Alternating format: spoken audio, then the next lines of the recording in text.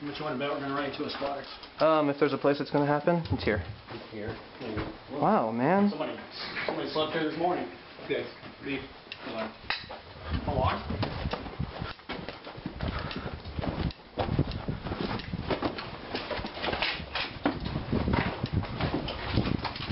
Oh. That was a fun explore. Saying alarm? Yep.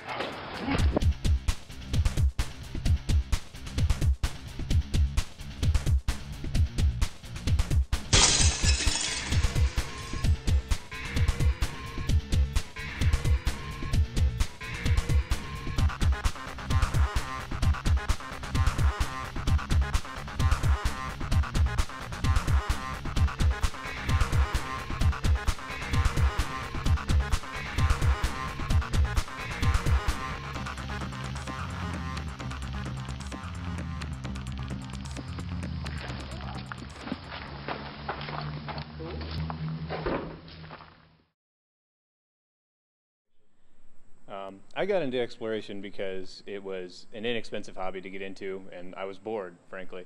You know, you can go for free or for the cost of a cheap flashlight.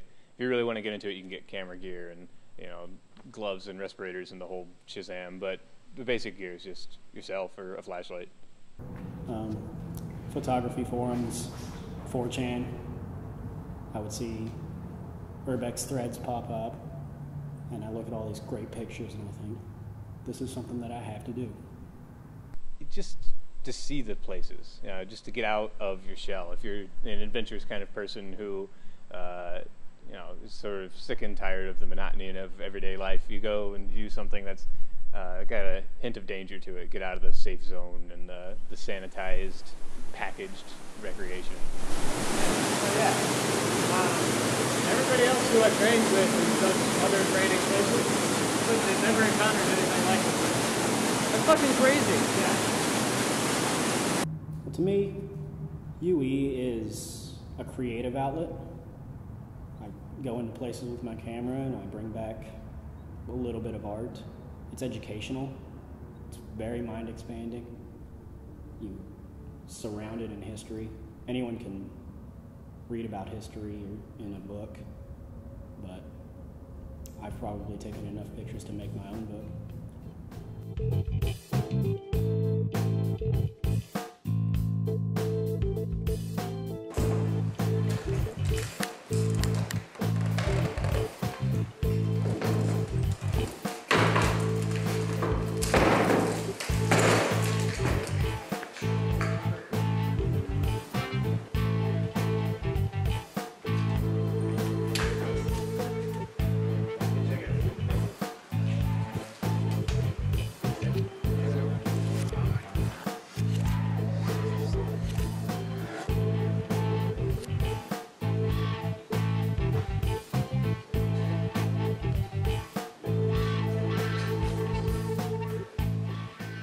Health and safety wise, you know, you come in these places and they're obviously not sound anymore. They're condemned buildings.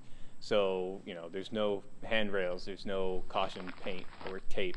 You know, floors are falling through, ceilings are falling down. But I mean, if common sense, you can avoid most of the pitfalls. I was once chased by angry Dobermans at a very big industrial site. Carried a sledgehammer for protection. I didn't want to use it, but it's either me or them, right? Security risks, it is minor trespassing if you get caught. I mean, it could be anything from just a slap on the wrist to, if they slap you with breaking and entering charges, you could go to prison and get a huge fine. Health risks, I guess there's like asbestos you have to worry about. You know, get asbestosis or mesothelioma or something like that, or breathe in mold spores or that sort of thing. And then just generally falling and hurting yourself like everybody I think has done.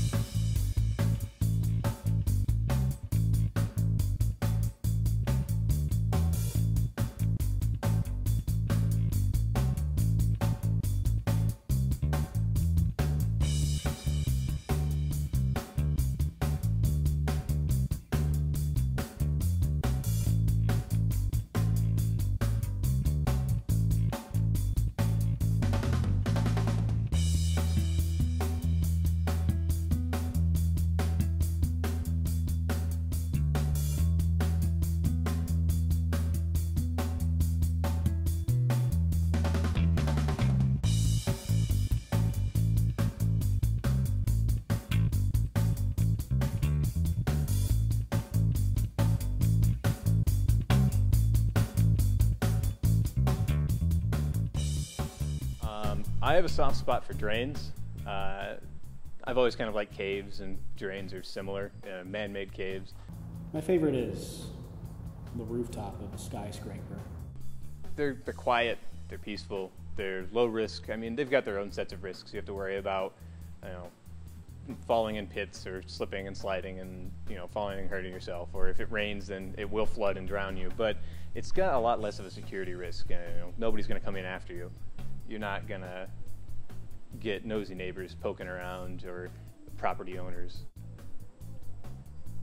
It's technically legally a little bit safer too. It's more of a gray area. You know, they don't want you there, but at the same time, it's not illegal to be down there, at least in this state.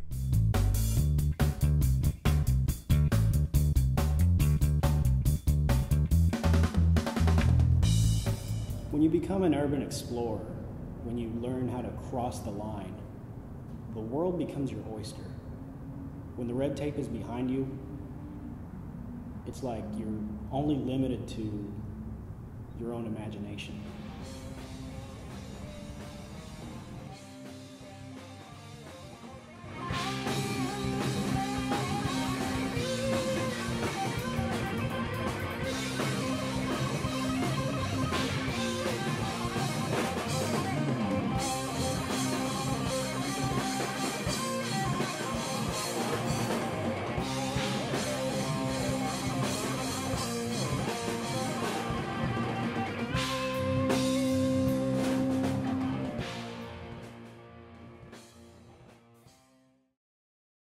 There's a fantastic community within the hobby, or the sport, or the activity, whatever you want to call it. Not only is there a huge online community, but just like meeting people in real life. You know, you go on the forums and you say, "Oh, I explored this cool house or this cool factory," and you post pictures, and other people go, "Hey, I know that place. We should both go there sometime." And you meet up and you go. And I've got friends from this hobby. I've got friends all across the United States, Canada, Europe. I mean, I could crash. I would have a place to crash in several different European countries, a big chunk of Canada, and most of the United States, just from people that I've met doing this.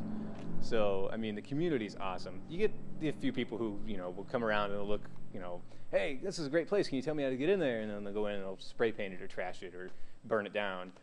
Ninjalicious summed it up nicely. We don't trash. We don't vandalize. We don't even litter. I'm only quoting him loosely.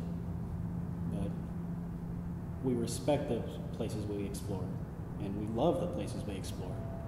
There are just some people who are not cut out for this at all. If you panic easily, or if you're, incredibly clumsy or frail, it's probably not the best hobby for you. To call yourself an explorer doesn't mean the same thing that it used to. 200 years ago, when people would live in the same small village their entire lives, they don't even know what's over the next hill. Today, adventures are so few and far between. For the most part, I mean, the people are pretty trustworthy, and you get all sorts. We've got everybody from like really straight-laced, good church-going folk to people who are into some really strange fetishes, and some, you got every creed and color, and you got, like I said, straight-laced people who drink and smoke and party, you name it. Everybody's in it. So it's really a great way to bring together people from all walks of life that would never hang out with each other otherwise. So I think it's really good in that sense too. Mostly people who aren't aligned with the explorer community. I tell them I'm into photography. Well, what kind? I would say urban, architectural, and then they go through some of my work and they say, "That's pretty freaking cool, man." It's always nice to see someone who doesn't do puppies or weddings or something.